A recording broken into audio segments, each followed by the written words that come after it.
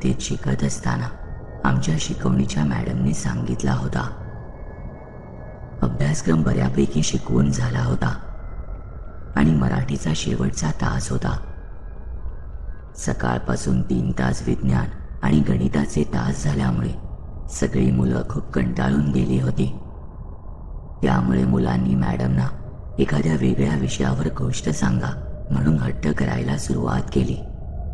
आधी त्या अजिबात तयार नव्हत्या, पण मुलांच्या हट्टापुढे त्यांचे काही चालले नाही. शेवटी इच्छा नसतानाही त्या तयार झाल्या आणि त्यांनी आम्हाला एक गोष्ट सांगायला सुरुवात केली. आम्ही सगळी मुलंही अगदी उत्सुकतेने ती ऐकू लागलो. गोष्ट बऱ्याच वर्षांपूर्वीची आहे. प्रसंग माझ्या सख्या काकीबरोबर घडला होता. माझे आजी आजोबा, आई बाबा, काका काकी, मी आणि माझा भाऊ आम्ही सगळे एकत्र एका 10 बाय 10च्या खोलीत राहायचो. तेव्हा मी खूप लहान होते. आमचे घर जरी छोटे असले तरी सगळे अगदी आनंदाने राहायचो. तेव्हा माझ्या काकीला एक गोंडस बाळ झालं होतं. आम्ही दिवसभर त्याच्या सोबत खेळायचो. माझे काका मर्चंट नेव्हीमध्ये होते, त्यामुळे 6 महिने ते ड्युटीवर असायचे आणि 6 महिने घरी. त्यावेळी ते 5 महिने घरी होते आणि त्याच वेळी त्यांनी ठाण्यात एक फ्लॅट घेतला होता. तसे आमच्या घरात कुठलेच वाद वगैरे व्हायचे नाहीत, पण शेवटी कितीही म्हटलं तरी 10 बाय 10च्या छोट्याशा खोलीत एवढी माणसं राहणं जरा अवघडच होतं. कोणी काही बोलत नसले तरी सगळ्यांना अडचण व्हायची, पण एकही जण कधी कोणाला बोलून दाखवायचा नाही. आणि या सगळ्यात आता घरी लहान बाळही होतं. त्यालाही जरा मोकळेपणा आणि शांतता हवी होती. या सगळ्या गोष्टी विचारात घेऊन काकाने नवीन फ्लॅटवर शिफ्ट व्हायचे ठरवले. आधी आजी आजोबा नको म्हणत होते, पण नंतर परिस्थिती पाहता त्यांनीही होकार दिला. पुढच्या काही दिवसातच काका आणि काकी नवीन फ्लॅटवर राहायला गेले. अवघा 1 दिवस उलटला आणि काकीला खूप अस्वस्थ वाटू लागलं. खरं तर तिला काही गोष्टींची चाहूल लगेच लागायची आणि यावेळीही तसेच झाले. काहीच कारण नसताना अचानक डोकं जड व्हायचं, पण तिने या गोष्टींकडे दुर्लक्ष करायचं ठरवलं. नवीन जागा आहे, त्यामुळे रुळायला थोडा वेळ लागेल असे तिला वाटले आणि काही दिवस झाले की मग जागेची सवय होईल अशी स्वतःच्या मनाची समजूत काढली. दुसऱ्याच दिवशी काकाने घरात छोटीशी पूजा ठेवली होती. पूजेला आम्ही सगळे गेलो होतो. काकीच्या माहेरची माणसंही आली होती. कार्य नीट पार पडले. ते ज्या बिल्डिंगमध्ये राहायला आले होते तिचे बांधकाम नुकताच झाले होते, त्यामुळे तिथे जास्त कोणी राहायला आलं नव्हतं. आजकाल बांधकाम सुरू होण्याआधीच सगळे फ्लॅट्स विकले जातात, पण त्या काळी तसं नव्हतं. काका आणि काकी तिथे राहायला गेले असले तरी अगदी मोजक्याच फ्लॅटमध्ये लोक राहायला आली होती. त्यात त्यांच्या मजल्यावर त्यांच्या व्यतिरिक्त दुसरे कोणीच राहायला आले नव्हते. काही दिवस उलटले. तसं सगळं काही ठीक होतं, पण काकीला अजून पण सतत अस्वस्थता जाणवायची. तिचं वेळी डोकं दुखणं वगैरेही ठीक होतं, पण नंतर तो त्रास बाळालाही होऊ लागला. बाळ अचानक खूप जोरात रडत उठायचं, कधी कधी तर गाढ झोपेतून. त्याच दरम्यान माझ्या काकाला परत 6 महिन्यासाठी ड्युटी जॉईन करावी लागणार होती. काकीला खरं तर खूप टेन्शन आलं होतं, कारण एवढ्या मोठ्या फ्लॅटमध्ये तिला आता एकटीला राहावं लागणार होतं आणि त्याची तिला सवयही नव्हती. काकाने तिला खूप समजावलं, धीर दिला, पण तरीही ती ऐकत नव्हती. म्हणून काकाने पुढच्या 6 महिन्यांसाठी बाळाला घेऊन आईबाबांकडे राहायला जा असे सुचवले, पण काकी मात्र तेही ऐकायला तयार नव्हती. मी बाळाला घेऊन इकडेच राहीन असे सांगितले. थोड्याच दिवसांनी काका ड्युटीवर रुजू झाला. काकी आणि तिचं बाळ आता दोघंच फ्लॅटवर राहू लागले. काकीला खूप विचित्र वाटायचं. सतत असं वाटायचं की आपल्या अवतीभवती कोणीतरी आहे आपण या घरात एकटे नाही. बाळाचं वेळी अवेळी रडणंही सुरूच असायचं. त्या दिवशी पावसाचा जोर खूप होता. मुसळधार पाऊस सुरू असल्यामुळे परिसरातली लाईटही गेली होती. रूममधला पडदा बंद होता, पण तरीही बाहेर वीज कडाडली की रूम प्रकाशाने काही क्षणासाठी का होईना पण उजळून निघायची. रूममध्ये एक मेणबत्ती तेवत होती. तितक्यात एक वीज कडाडली आणि त्यामागून जोरात गडगडाट ऐकू आला. त्या आवाजाने बाळ उठून रडू लागले. काकी त्याला शांत करायचा प्रयत्न करू लागली. तिला वाटले की बाळाला भूक लागली असेल, म्हणून ती किचनमध्ये दुधाची बॉटल आणायला गेली. बॉटलमध्ये दूध भरतच होती की तितक्यात अचानक बाळ रडायचं थांबलं. तिला आश्चर्य वाटलं, कारण इतक्या वेळ ती बाळाला शांत करायचा प्रयत्न करत होती तेव्हा ते शांत होत नव्हतं, आणि आता अचानक स्वतःहून रडायचं कसं थांबलं. ती थेट बेडरूम मध्ये आली आणि समोरचे दृश्य पाहून तिच्या पायाखालची जमीनच सरकली. तिच्या अंगावर सरकन काटा येऊन गेला. मेणबत्तीच्या मंद प्रकाशात बेडवर तिच्या बाळाशेजारी 2 पांढरट मानवी आकृत्या बसल्या होत्या. त्यांच्या चेहऱ्याला आकार नव्हता, पण लाल भडक डोळे जे त्यांनी बाळावरच रोखले होते. त्या आकृत्या एकटक त्या बाळाकडे पाहत होत्या. ते बाळही त्या आकृत्यांकडे आलटून पालटून पाहत होते. यावरून तिलाही खात्री पटली की आपण जे पाहतोय ते खरं आहे. काकीने तिच्या हातातली बाटली तशीच खाली टाकली आणि बाळाकडे धाव घेतली. हिम्मत करून बाळाला उचलले आणि थेट धावत घराचा मुख्य दरवाजा उघडून बाहेर आली. त्यांच्या मजल्यावर दुसरे कोणीही नव्हते, म्हणून काय करावे काय नाही तिला काहीच कळत नव्हते.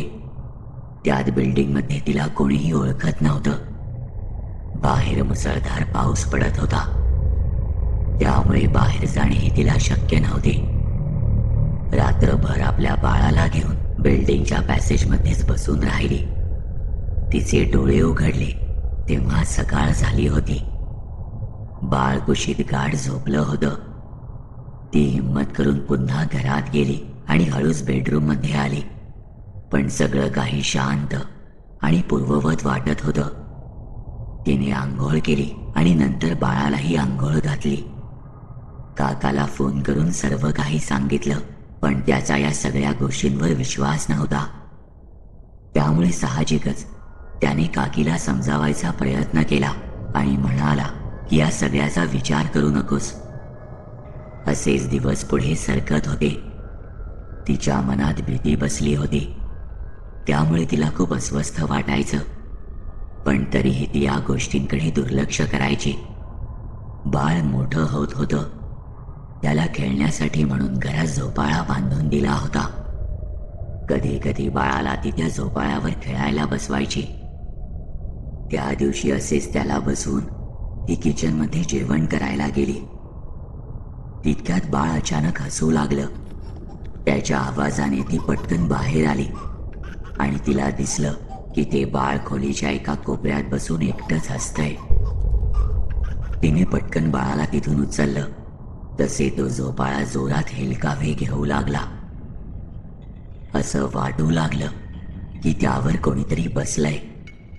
ती खूप घाबरली आणि बाळाला घेऊन जुन्या घरी निघून आली. असेच काही महिने उलटले. काका 6 महिने घरी असायचे आणि 6 महिने ड्युटीवर. ते घराबाहेर असले की काकी बाळाला घेऊन कधी माहेरी आईकडे तर कधी जुन्या घरी राहायला जायची. एवढीच काय ती तिच्या जीवाला शांती. या सगळ्यात विचित्र गोष्ट म्हणजे काका जेव्हा घराबाहेर असायचा तेव्हाच या सगळ्या गोष्टी जास्त व्हायच्या. त्यामुळे त्याला वाटायचं की आपल्या बायकोला नवीन जागेत राहायला आल्यापासून नको नको ते भास होतात, आणि एकदा सवय झाली की हळूहळू हे कमी होत जाईल. पण काकी मात्र अशा बऱ्याच जीवघेण्या प्रसंगातून रोज जात होती आणि कसे बसे दिवस पुढे ढकलत होती. याच काळात बाळाचं बारसं झालं आणि मुलाचं नाव ठेवलं राज. तोही आता मोठा झाला होता आणि नुकताच बोलायलाही शिकला होता. एके दिवशी जेव्हा काका काही कामानिमित्त आपल्या मित्राबरोबर बाहेर गेले होते आणि काकी घरी आतल्या खोलीत काम करत बसली होती. राजला पहिल्या खोलीत टीव्ही लावून दिला होता, म्हणून तो हसत खेदळत टीव्ही पाहत बसला होता. तितक्यात तो त्याच्या आईला हाक मारत म्हणाला, "अगं आई, या पांढऱ्या काकांना सांग ना टीव्हीवरून खाली उतरायला. बघ ना कसे टीव्हीवर बसले आहेत ते, मला टीव्ही दिसतच नाहीये." त्याचे ते बोलणे ऐकून काकीच्या काळजात अगदी धस्स झालं. राज असा काय विचित्र बोलतोय हे पाहायला ती बाहेर हॉलमध्ये आली आणि समोरचे दृश्य पाहून तिच्या अंगातला होता नव्हता तो त्राणही संपला. समोर एक नाही तर 2 ते 3 पांढऱ्या टाकरूत्या टीव्हीवर रिंगाळत होत्या. राज लहान असल्यामुळे त्याला काहीच कळत नव्हतं, म्हणून तो त्यांना हुसकावून लावण्याचा केविलवाणा प्रयत्न करत होता. हा सगळा प्रकार पाहून तिच्या काळजाचा ठोका चुकला. ती प्रचंड घाबरली आणि राजला घेऊन घराबाहेर आली. घाईत जिना उतरू लागली. घाबरली असल्यामुळे पाय अडकून तिचा तोल गेला आणि ती जिन्यावरून खाली आपटली. ती इतक्या जोरात पडली की डोक्याला जोरदार मार लागून जागीच बेशुद्ध झाली. राज तिला पाहून रडायला लागला. बराच वेळ झाला त्याचे रडणे थांबत नाही हे ऐकून खालच्या मजल्यावर राहणारे गृहस्थ वर पाहायला आले. काकीला असे बेशुद्ध पडलेले पाहून त्यांनी पटकन हॉस्पिटलमध्ये फोन केला. राजला त्यांनी त्यांच्या घरीच ठेवले आणि सोसायटीमधील अजून 2 जणांना घेऊन ते हॉस्पिटलमध्ये गेले. काका रात्री घरी आले तेव्हा त्यांना सगळा प्रकार कळला. ते थेट हॉस्पिटलमध्ये गेले. काकीने घडलेला भयानक प्रकार त्यांना सांगितला, पण तरीही काकाला या सगळ्यावर विश्वास बसत नव्हता.